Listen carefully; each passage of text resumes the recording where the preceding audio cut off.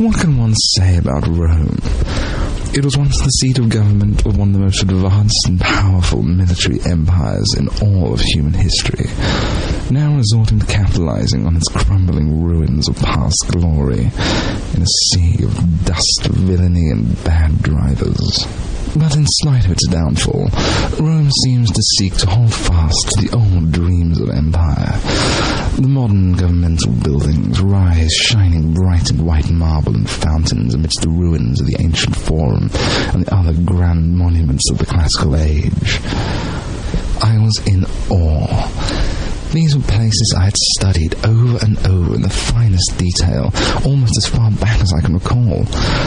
Seeing them finally with my own eyes unexpectedly rewarded me with a sensation of completeness and closure I'm at a loss to properly describe, like seeing an old friend after years of only writing letters.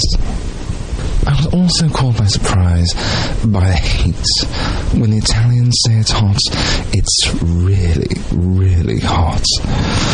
After a couple of hours walking around the city, my boots are literally melting to the road. I have yet to go anywhere quite so scorching.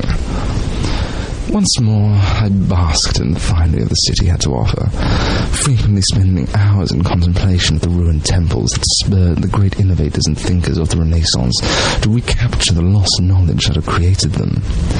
I walked through the arenas where both man and beast had died for the entertainment of the people and the good favour of the emperor. And, like many old European cities, Rome has a marvellous set of subterranean catacombs, lined from floor to roof with the bones of plague victims. But it was while in Rome that I learned an important lesson to remember when travelling. Never trust the nuns. I was looking for the Vatican, so that I might see the famed chapels and churches, its fine statues and murals. My map was of little help, so I reasoned that if anyone in the city knew how to get there, one of the many groups of nuns that can be found on almost every street would know. It is sort of their thing, after all. After 3.5 hours of asking nuns and being totally misdirected around the city, I eventually gave up and just asked the nearest Australian tourist, who promptly directed me there in only a few minutes. This is the second important lesson to learn about travelling.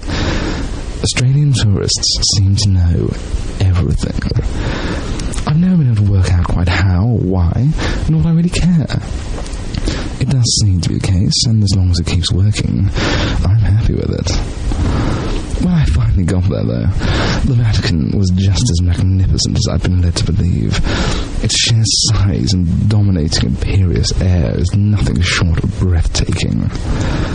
Rome is a lovely city, though sadly, like much of the more frequented spots of southern Italy, its glory days are behind it.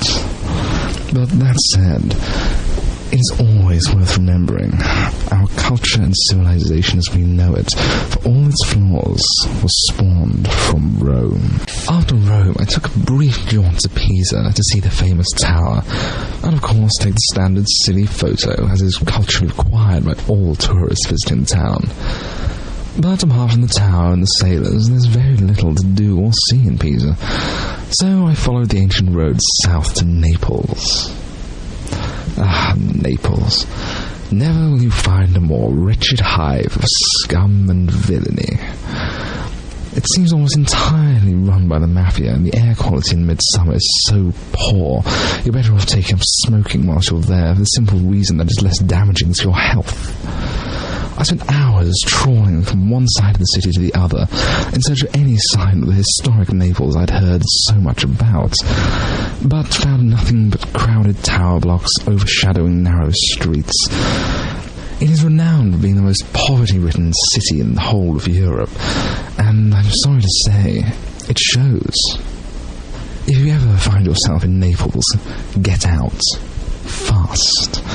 Which is exactly what I did. Back on the Appian Way, I soon found myself in Capua.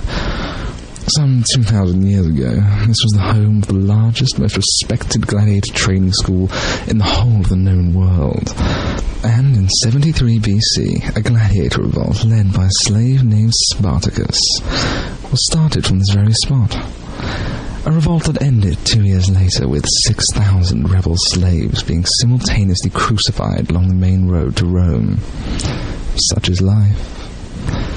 So, after a few cold drinks with a small group of large Germans, and a few good bellows of "I am Spartacus" from a lot of us, the evening gets a little difficult to remember. But when I woke the next morning, I was riding a donkey up the side of an active volcano. It was going to be one of those days, obviously. From the top of Mount Vesuvius, I found myself looking out at Pompeii, both the glistening modern town and the ruins of the ancient city, ruins I soon found myself among. Now, let's face facts. Pompeii is strange, mostly because through all the years of learning about it in school, the teachers try their hardest not to mention the city's infamous reputation, or the way the largest building in the city was a brothel. When you're wandering around the old houses and gardens, and you translate some of the ancient graffiti, only to find that it basically translates as "Maximus is hung like Jupiter," you have to pause for thought and ask yourself just what these people were doing in this room. It rather puts archaeology in a whole new light. Maybe it's something about the such beautifully preserved buildings, or maybe it's the heat, or some strange vibe from the volcano. But something just seems to make the whole area emanate with lust. It's something we have to be there to understand, but suffice to say, it would just be wrong to see a group of fit, young archaeology students, tanned and sweaty from a hard day's work on the site, and not to offer them a cool, relaxing drink and the pleasure of one's company for the evening. And I do so hate to be impolite.